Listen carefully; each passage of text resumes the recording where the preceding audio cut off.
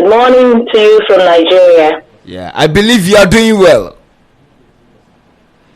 Oh, yes, I am. We're doing well in my country. And you? Yeah, I'm also doing well. Interesting. Interesting. That's awesome. Nice one. We called you today purposely for the upcoming election to be held in Nigeria. We know this coming Saturday, Nigeria will be having their biggest election, and we want to know more about it. So, tell us, how is the atmosphere in Nigeria like regards to the election? All right. Let me lay a quick background before I answer your question. You said it's the biggest event happening right now back here in my country, Nigeria. And the truth is that Nigeria, like we all know, is Africa's most populous nation. And by 26th of February, they will be heading to the polls. Everybody will be heading to the polls. It's the seventh time in 24 years of uninterrupted democratization here in my country. So the upcoming presidential election is taking place amid deep economic hardship. I mean, record unemployment and inflation, persistent fuel shortages. That has been an issue here. You can also find the repression of civic spaces and, worsening security conditions, particularly for, the country's youth. That has been, very disturbing. And a hugely consequential outcome will determine the country's demographic and democratic future as we move to the polls come 25th of February. Like I stressed before, Nigeria is Nigeria's population, we are densely populated, I must tell you, and it has grown, to its fastest rate worldwide. Currently, we are about 220 million, and the forecast, says it will double by 2050. That's really scary. So this election will determine a lot of things. What will happen to us in the next 8 years? That's very key. So the atmosphere here, like you rightly asked, is, I wouldn't say tense. It's a little tense. I must not rule that out. But then people are so eager. People have, like I stressed, economic hardship, unemployment, the rate of inflation, fuel shortages, the repression we're feeling right here. People are like, enough is enough. The last administration has failed us, and we think they didn't do enough to actually take us out from the, the promises they made while they were doing their manifesto, a few years back. And this is like a determining, this is like that one election that people have said, see, they're taking the bull by the horn. They're saying, see, if I will be responsible, for the economic, turn, for what would happen to my country, if I am going to be responsible, then I would have to use this opportunity to really, display my civic responsibilities. That is picking up my PVC and ensuring that I go to the polls to cast my vote. So, like I said, our population will double by 2050. Our population will double. We are already 220 million. So, this particular election the atmosphere is really tense, but then people are tired. You can tell from their faces that, see, enough is enough. I am out to discharge my civic responsibility by showing and by not just showing that I'm patriotic by doing what I have to do, but by choosing the right leader. If before now, monies have been used, to shut me up to vote the right leader, I will take your money this time around and I'll see voting who I think is right. So Nigerians are totally tired of the kind of, leadership that we've had in the past years. I mean, the last time we had, very terrible, very, bloody revolution, in the question of NSAS. We saw what happened. Youth came out in mass to show how frustrated they are, not just with the system, with everything that is happening here in Nigeria. The supposedly biggest, and most important figure when it comes to Africa. So the whole world is watching us right now. The whole world is saying, what will be the turnout of this election of the most respected African country in the whole world, Giant of Africa, they call us. So the atmosphere is not just tense. You had the Japa syndrome. Quite a number of people traveled out of the country because they believe there's going to be crisis, because they do not trust in the leadership of this country, and they all felt it's going to be, violence as usual, or maybe this will be more. So a lot of them left the country, and for those who are here who says, no, enough is enough, let us do this thing once and for all. So I will be correct to tell you that the atmosphere is tense, but then Nigerians are taking the bull by the horn to go to the poll to cast their votes. Let me come in again with all what you've described to us. How's the security apparatus and things at Nigeria right now? Because when it's getting to election, I know there will be here and there people will be saying this. There will be scapegoats who will be one way or the other trying to manipulate things. How's the security concerns in Nigeria right now?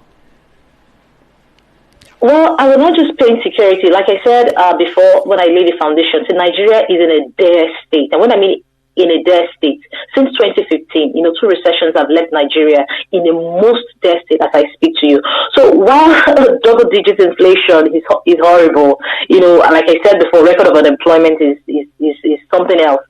Our unrelenting security, that has been like our major issue. You could tell from the kidnapping, you could tell from the herdsmen trouble, you could tell from, so many things happening when it comes to insecurity. Insecurity is all encompassing, but we've had, that has been like the bone of contention here for the country, insecurity. Would I want to talk about the heavy debt, that we think that we're owing, pervasive corruption, everything all tied to, our government mismanagement, poor education, and so everything is just wrong with us right now, and insecurity for the insecurity part, which is what you asked, that has been what has really drawn us back. This period, our insecurity situation has really hiked up. If it was 50 before, it hiked up to 80%. People don't go to their farms anymore. You see, farmers don't go to their farms anymore because there's been a lot of killings. There's been a lot of, kidnappings. There's been a lot of shootings. There's been a lot of, higher assassins attacks and everything. So people are weary. People are weary of the current, insecurity situation of the country. And so they're not taking it lightly again, because going to the polls this time around, to exercise their civic responsibility, people's eyes are open. While they know that, it's an opportunity for them to go cast their votes, they're not, unaware of the security situation. But then government, themselves have decided to also show up here and there. The military people are on standby, the police are on standby, the NSCDC are on standby, and all the security apparatuses that we have in this country are on standby to ensure that we have a peaceful election. This is what they promised the people, and I'm sure that they will deliver. So as much as we have, terrible insecurity, security situation rather in the country as I speak to you, Nigerians are not deterred by the fact that it's an opportunity for them to go still cast their vote. But then, government, whose right it is to protect the citizens, I'm sure have done, their homeworks well to ensure that, to ensure the security of life and property during the election. Fantastic. So, let's come on the candidates representing the presidential. We've seen a lot of them. Can you give us maybe the ones their names? Let's see. Oh, okay. All right. But first of all, how many are they? I must tell you that the list is really, the list is for the presidential candidates. We have as I don't want to. Maybe I should call them out for the presidential candidates. Okay. The positions, I could just, call that out to you. For the presidential candidate, we have, if there's time, I could just read them out to you, actually. Yeah, the presidential candidate, we have Imo Molen, Irene Christova, are the ones that are okay. Let me call the popular ones because let's deal with the popular ones. The ones that you are used to. Yes, let's deal with the popular ones. The ones that Nigerians are actually going to cast their vote. So we have the presidential candidate Tinubu Bola Ahmed. Who is 70 years. He's representing the APC. He's a male. He has BSc in business and administration. I think we also have, if I'm not mistaken, we have Sonny Yabangi Yusuf. Sonny Yabangi Yusuf is an ADP candidate. He's 68 years. He's a male, and he has a secondary school certificate and a BSc. Yeah, and we also have. I wouldn't want to call their presidential candidate. Like I wouldn't want to go to call their. Sorry, yeah. I mean their vice presidential candidate. Yeah, there wouldn't be need to call them. Yes, we'll yes. Let's do the president. On the So we have another one, Obi Peter Gregory. Peter Obi Gregory. He's a Labour Party LP. Peter Obi, 61 years. We know he's a male, and he has his WASE. He's a PhD candidate. Let me put it that way. And who is another popular person that we have? Okay, we have another one, Osakwe. We have Osakwe Felix Johnson. Osakwe Felix Johnson is 57 years old. He's also got his MSc and BA as well. So we have Kwankwaso as well. That's another presidential candidate of. We have Atiku Abubakar. Why would I forget to mention Atiku? We have Atiku Abubakar as well. Atiku Abubakar for People Democratic Party, right? Atiku for PDP, yes. So these are basically the very popular presidential candidates we have running for this. So we have up to 36 of them running, and their vices. Yeah, them and their vices, presidential candidates and their vices, there are about 36 of them running for this presidential election. So people are actually asking if the presidential, their numbers, are they 20 or 18, those contesting for the presidential race? The one, I think they are if I'm not mistaken, there are 20 of them. There are 20 of them, if I'm not mistaken, yes. Yeah. 20 of them. So, but with their vices, the presidential candidates and their vices are about 36 of them. Wow. I mean, with their vices, yes, with their vices. Not the gubernatorial election, just presidential candidates and their vice president, 36 of them running for this, for 25th of February on Saturday. Nice one. So, how is the preparation like? Are people willingly to participate in this election, or they don't want to go at all? They want to go on their normal duties and then work. And I want to know if that day will be holiday for the citizens of Nigeria to go and then franchise, or it will be a normal working day. Yeah, no, it's definitely days like this are usually set aside.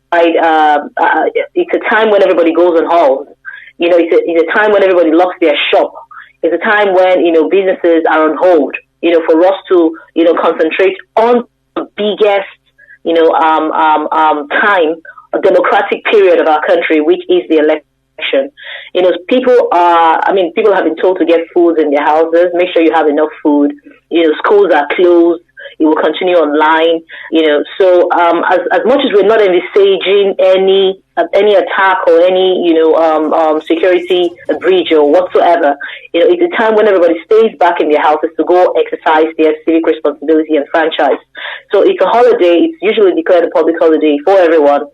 From the government, up until the time when, not really up until the time when the results will be, by Monday, people should return to work. But then the atmosphere will be observed. You understand? Like I said, it's a little tense here, but then Nigerians are really, really, really, really, they've had enough.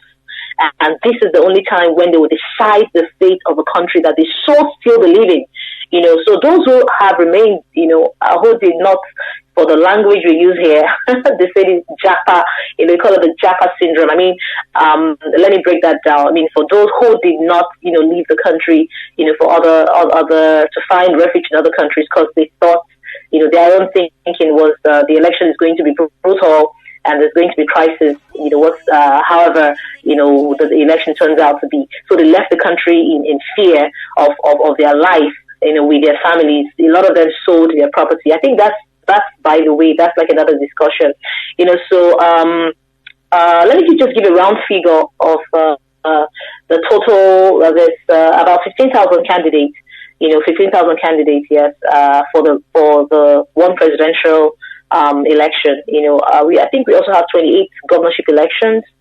For that Saturday as well. 469, legislative seats in the National Assembly. I think about over 900 in the legislative seats in the state houses of assembly. And these are candidates that have been nominated across the 18 existing political parties. For the gubernatorial, for the state houses of assembly, for the legislative seats, they're all out to cast their votes. So they are ready. They are ready. I can tell you that Nigerians are more ready than ever to go exercise their franchise for this particular, because they've had enough action. That's great. That's great. So, among the 20 candidates contesting for the Nigeria presidential... Let me say this. Okay. Sorry. So, let me quickly say this. The citizens, perspective, really, they know that it is critical for them to go participate in this year's election. At the end of the day, they can see that it is free, fair, and credible, because they want to see that at the end of the day, it is free, fair, and it's credible, and that it is acceptable as well. So while the people have been screaming their choice, presidential candidates, they have been, this is our choice. I mean, you can tell everywhere, this is who we want. A lot of them are saying it's Peter Obi. Peter Obi is the guy in town now. People are saying it is Tinubu. Others are saying Kwankwaso. So whoever they're screaming to be, Nigerians, now know that whether they like it or not, so it's not a question of, right now as I speak, the country CBN just implemented its money policy. Like every 5 years, there's always a change of money. There's always this money policy thing where you get to withdraw, the old Naira note, and then, you print a new Naira note. So there has been shortage of cash in circulation recently. And usually during elections, you get to see this presidential candidate and other candidates trying to use 5 votes, with their money and everything. So they were like, people will say, oh, this is app. CBN did the right thing, by, putting, coming up with the money, they're trying to old cash in from the system. And so it's obviously not going to be, the game as usual. It's not going to be the usual game where people get to settle people, because there's this terrible cash crunch in the country right now. So we're trying to go cashless. So people hardly go to buy, get money from the ATM like we would, last year. Bribe. There are no talks to bribe to call Smarham. You just go there. You just go there, cast your vote, and then wait. So it's looking like it's going to be a win-win practice this time, where the usual, which is usually obtainable, getting to set up people, buy votes with delegates. I mean, you set some delegates to go vote for you at whatever level, whether it's at the national level, for the campaign you're driving. So there is no money of such right now. If I speak to you in Nigeria, there is money crunch. Anybody you give cash to right now will bless you and say, wow, you cash watch 2,000 or 3,000. So we're going cashless, and I'm sure the politicians know it's not going to, the game will not be the usual. It won't be business as usual for the politicians who would usually buy, their way into power. So such is not happening right now, because the CBN has blocked all those lacunas, and the Nigerians are hoping that this election will truly be free, fair, and credible, and acceptable at the end of the day.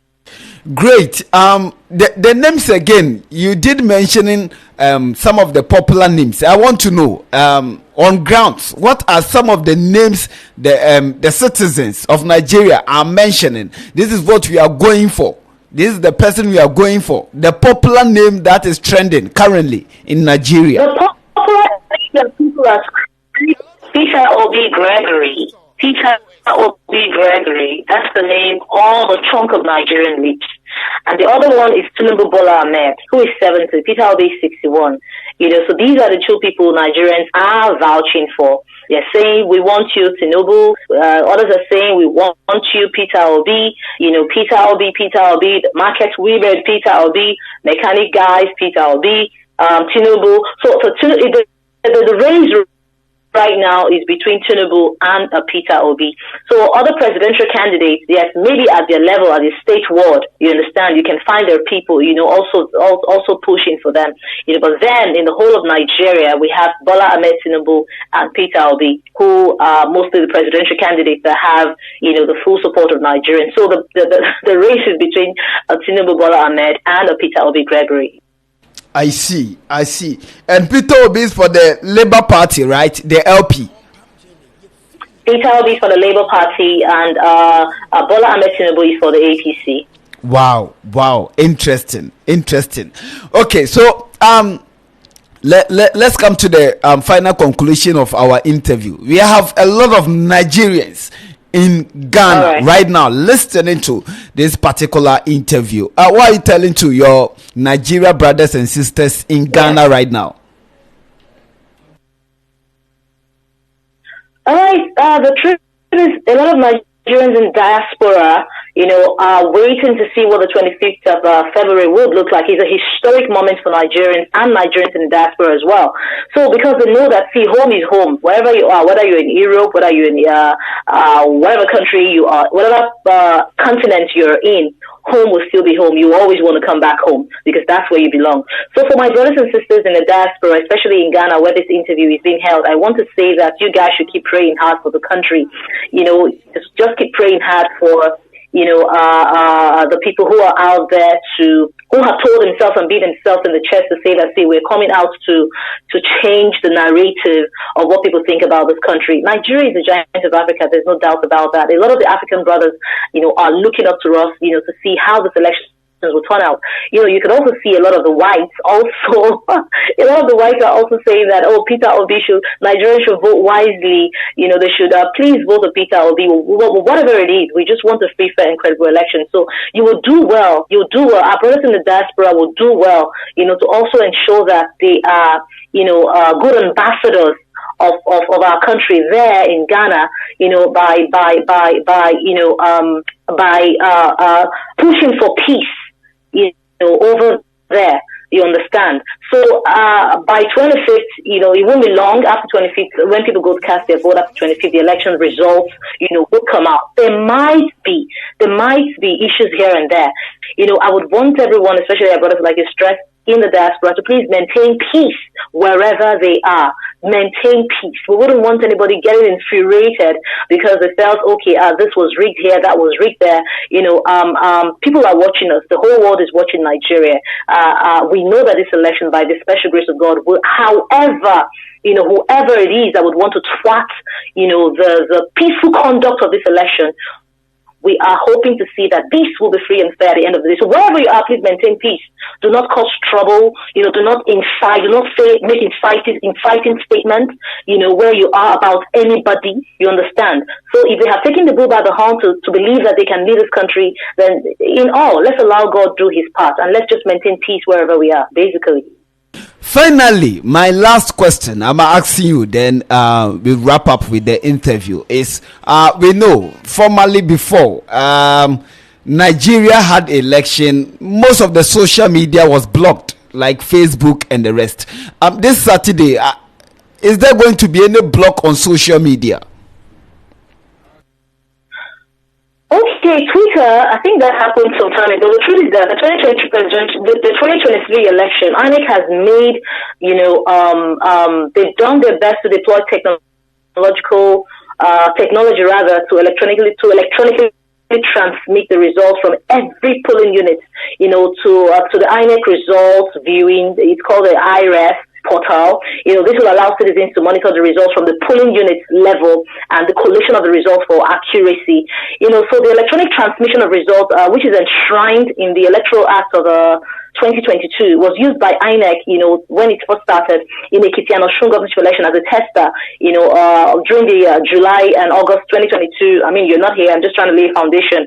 They tested that and it kind of worked. So they're encouraging citizens to please sign up for the IRS portal, which will grant them access to view the results on the election day. So we are not afraid of, because of the technological gadgets that has been, deployed to monitor this election. There wouldn't be need to, nobody will be shot on social media. The social media, it's going to be monitored across board. The election will be monitored on social media, live on Facebook, everywhere. People would get to really monitor to see what's happening. So it's going to be an open, election. And, this technological, this equipment that has been deployed by INEC can be used when people sign up, to the portal to also monitor elections wherever they are. So, if INEC have done, their part and their bid, to put all those gadgets in place to ensure that we have a free, fair, and fair election, I don't think there's an undertone anywhere, cut social media, to not include the social media as a means of also monitoring this election. Because social media is one heavy part of the media right now. You see, they tell you, they always say, tell us what is happening we never can tell. We can be everywhere at the same time. But with the social media deployment, whatever is happening anywhere, people can take pictures and then share wherever they are, so that we can also know exactly what is happening anyway. So I'm not sure the government is about to shut down any part of the social media, whether Twitter, whether IG, whether Facebook. I don't think that is happening anyway. We are out to really monitor the success of these elections, and Nigerians are out, wherever they are, in and outside Nigeria, are all out to monitor this election big time. Biggest of all on social media to get news. So I'm not sure they're about to take that down. Thank you very much, Chichi. We are very grateful. We appreciate your time you spent with us in Ghana. And I'll call you right after the show. No problem. Thank you very much for having me. I really do appreciate it. Thank you so much for having me. We are most grateful. All right, then. All right. Bye-bye. Yeah. Bye. Thank you. Bye. Okay. Yeah. Okay. All right. Inti Busiafo yene Nsɛmtwerɛni, in fact, or international journalist, or reporting international communities near there, but Nigeria, or Nigeria ni din edi Chichi, inti ono ena yene ne twetwe nkomo Saturday by Nigeria for to aba eyi omoma mpeni ni ade na omo mu gina abato no mako 20 Ghana hanom